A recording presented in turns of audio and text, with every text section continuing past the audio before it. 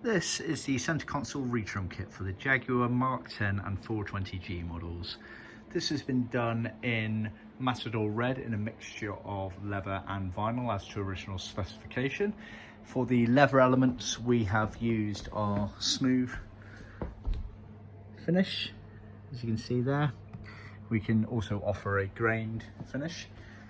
And this is all laid out roughly as it sits in the car with the front of the car facing forward. So what you get is you get a piece of leather, which is for the main sort of console bit that curves up like that. These are the side bits going down the gearbox transmission side, which again, they sort of curve up and round. The front part here is leather, the back part is vinyl, and it gets top stitched, as you can see there.